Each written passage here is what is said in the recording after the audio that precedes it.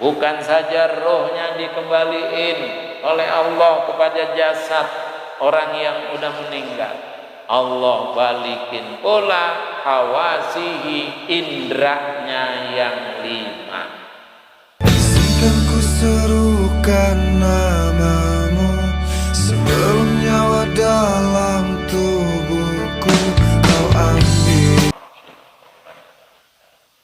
Jadi adanya pertanyaan, kapan? Setelah orang nguburin selesai, dan orang-orang yang nganterin sudah pada pulang. Apa kata orang dulu? Setelah orang-orang pulang 7 apa katanya? 7 langkah. Nah, setelah itu apa yang terjadi? Yu'idullahu ta'ala ar-ruha ilal mayyiti jami'i. Allah balikin lagi ruhnya, dimasukin lagi ke dalam jasad si mayat. Dimasukinnya bagaimana? Jami'ihi, dalam keadaan utuh. Jadi artinya dari kepalanya tidak hanya sampai itu si ruh balik lagi ke jasadnya, hanya sampai di leher saja, tidak, sampai terus ke tangannya, ke badannya, sampai ke kakinya. Seperti kita sekarang hidup, tuh ruh kita dibalikin lagi sama Allah, masuk dah ke jasad kita. Makanya malaikat 2 tadi payuk idani, nyuruh duduk kepada si mayat, kepada kita nanti. Ayo bangun, duduk. Tuh.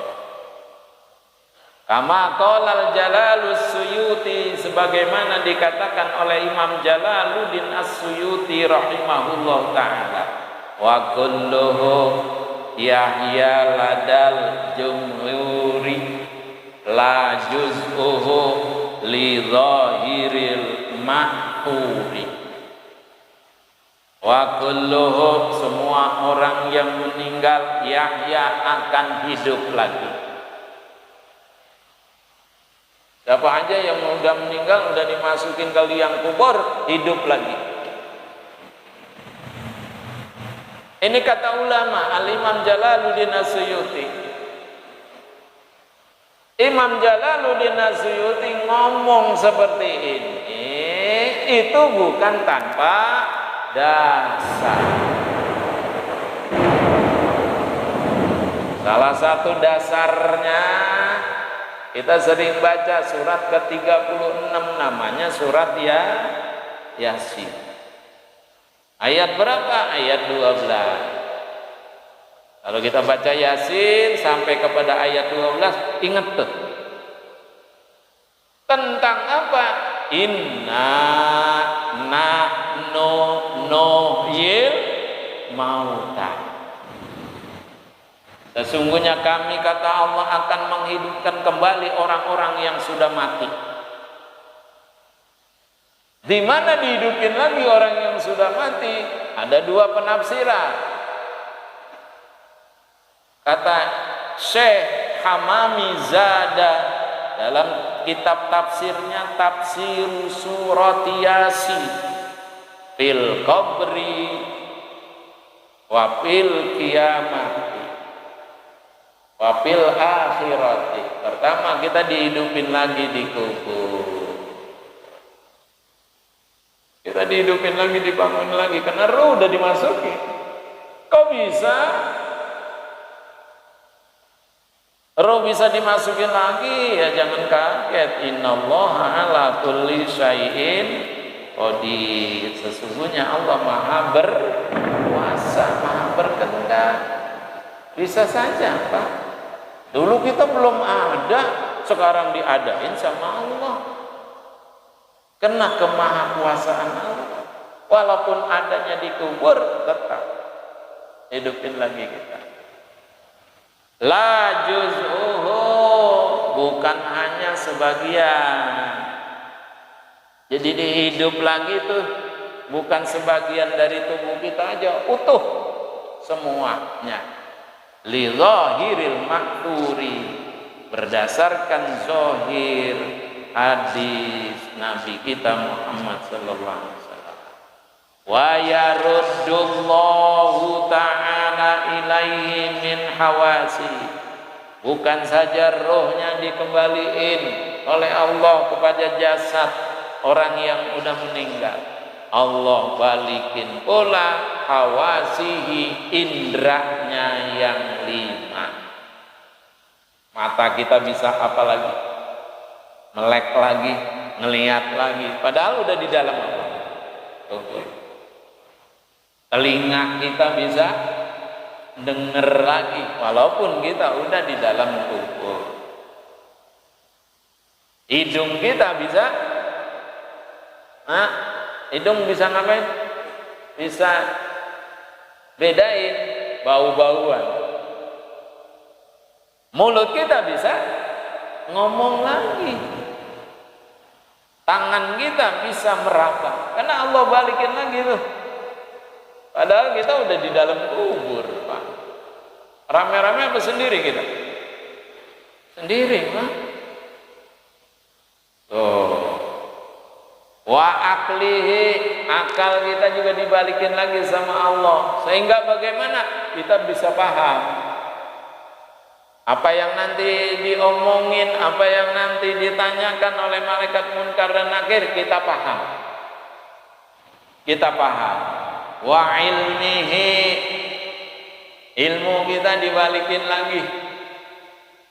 Semua dibalikin kita nanti, walaupun kita sudah berada di dalam kubur.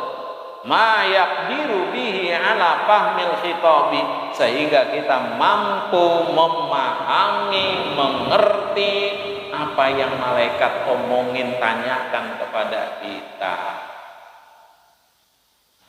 Bahasanya pakai bahasa apa? Wa yas'alani kulla mayyitin bilogotihi ala sahihi. Malaikat munkar dan nakir bertanya kepada setiap mayat bilugotihi, dengan makai bahasa siapa? Bahasa si mayat. Jadi kalau si mayat orang Arab berarti bahasanya Arab. Kalau si mayatnya orang Inggris berarti bahasanya Inggris. Kalau si mayatnya misalnya orang kayu ringin, berarti malaikat nanyanya pakai berarti kita paham kan? Makanya nanti pakai bahasa Arab semuanya ditanya. Saya nggak pernah belajar bahasa apa? Arab. Ya kursus dulu. Enggak, Pak. Paham kita. Karena ditanya, kalau pakai bahasa Betawi gimana nanya? Misalnya marrobuka, siapa Tuhanmu? Lalu Betawi bilang, Tuhan lu siapa? Tuh, malaikat. Ya Allah, ini langkah awal yang kita akan hadapi nanti di kubur. Makanya kita jangan lalai, kita jangan lengah, jangan ngentengin nanti. Tuh, jadi dari sholat kita yang kita lakukan paling tidak 5 kali sehari, ditambah dengan yang sunnah-sunnah, ya, itu nanti yang akan bisa menyempurnakan kemampuan kita nanti di dalam kubur. Fil qabri lil mayyiti, ketika kita udah masuk ke liang kubur. Kapan itu malaikat munkar wa nakir akan bertanya kepada seseorang yang sudah dimasukkan ke dalam kubur? Ba'da tamamid dafni, setelah usai. Apa usai? Selesai adabni, penguburan. Jadi kalau udah selesai nguburin, indan sirafin nas, orang-orang udah pada beranjak alias pulang dari nguburin kita, udah pada pulang tuh. Kuburannya udah di apa itu ya, udah ditimbun, enggak diratain doang, ditinggiin dikit, enggak tinggi banget. Pokoknya yang orang bisa bedain mana kuburan, mana bukan kuburan. Jadi kalau kuburannya datar, orang nggak bisa bedain itu kuburan apa bukan. Jadi kudu diapain dikit, ditaikin tuh, ya agak munggul gitu tuh. Tapi jangan terlalu munggul. Kayak kita, kayak yang ono yang di Kerawang apa? Wah, coba dong. Atau kalau Bapak mau ke Asri, lewat kampung saya, di sebelah kanan itu ada pemakaman. Nah, Cina. Coba Bapak Cina, apa kayak kita? Oh, kan tinggi dia. Nah, nggak boleh.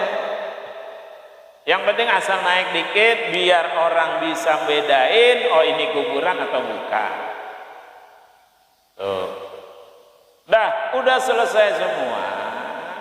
Makanya yang bacain talqin itu kalau udah selesai nguburnya, udah semua ada tuh, udah di depan kepalanya dipakai nisan ya, pakai nisan, udah rapi, baru kena ba'da tamamid dafni, selesai ya, udah usai penguburan, orang-orang udah pada beranjak pulang. Baru udah, maksudnya ketika dalam kondisi sudah seperti itu, baru tuh bacain talqin. Di mana duduknya si orang yang membacai talqin? Bukan di sini menghadap kiblat, bukan. Tapi duduknya di mana? Nih, duduknya di pinggir sini. Kan kuburan begini kan? Jadi dia duduknya pas lempengan kepala. Yang kira-kira kalau dibuka, misalnya mayatnya didudukin, muka ketemu, muka orang yang nalkinin dengan si mayat, kira-kira kayak begini Pak tuh. Nah, kok bisa begitu? Iya, talqin itu tujuannya mengingatkan, ngajarin, ngingetin siapa? Ngingetin si mayat. Apa kata yang talqinin?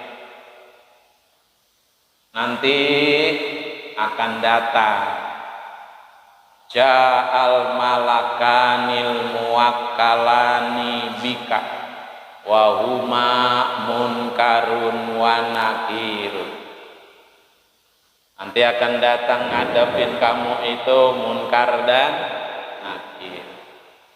Fa idza sa'alaka, kalau keduanya nanti nanya sama kamu,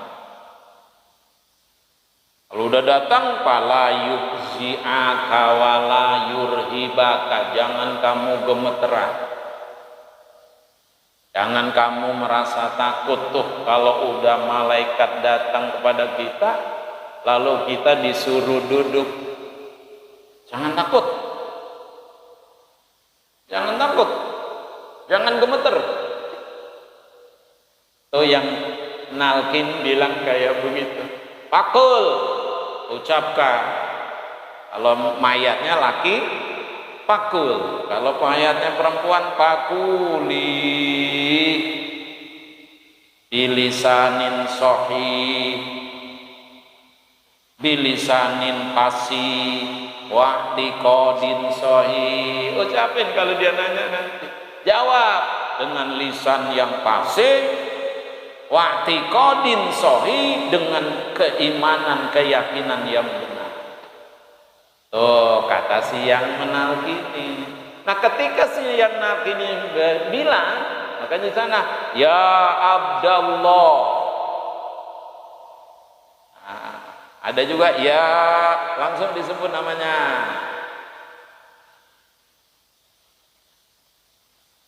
Nih, nanti akan datang malaikat.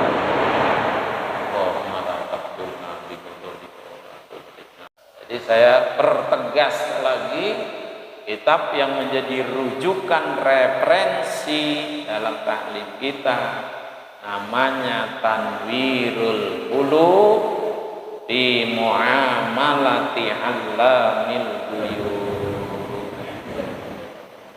Tanwir menerangkan, menyinari al-qulub hati kita. Di muamalati dalam kita berhubungan kepada siapa? Kepada Allah, zat yang maha mengetahui segala yang tersembunyi. Ada 3 pokok bahasan besar. Masalah akidah, keimanan, masalah fikih, kemudian masalah tasawuf, akhlak. Ini keuntungan kita baca kitab ini, satu kitab tapi isinya 3. Mudah-mudahan ada manfaatnya, menambahkan keyakinan kita kepada Allah. Mudah-mudahan kita semua diselamatkan oleh Allah Subhanahu wa taala. Kemudian barangkali ada saudara kita, ada teman-teman kita, ada jamaah kita yang kebetulan tahun ini berangkat, mereka dalam melaksanakan menunaikan ibadah haji, mudah-mudahan doa kita mereka selamat, perjalanan yang mudah, gampang ketika melaksanakan serangkaian rukun-rukun haji dan seterusnya juga dalam keadaan mudah. Mereka membawa hajinya, haji yang mabrur, hajinya yang makbul. Kita yang mendoakan, mudah-mudahan pada lain kesempatan kita juga mendapatkan giliran dari Allah Subhanahu wa taala. Al-Fatihah. A'udzu billahi minasyaitonir rajim. Bismillahirrahmanirrahim. Alhamdulillahirabbil alamin. Ar-Rahmanir Rahim. Maliki yaumiddin. Iyyaka na'budu wa iyyaka nasta'in. Ihdinas siratal mustaqim. Siratal ladzina an'amta 'alaihim ghairil maghdubi 'alaihim waladdallin. Terima kasih, mohon maaf. Assalamualaikum warahmatullahi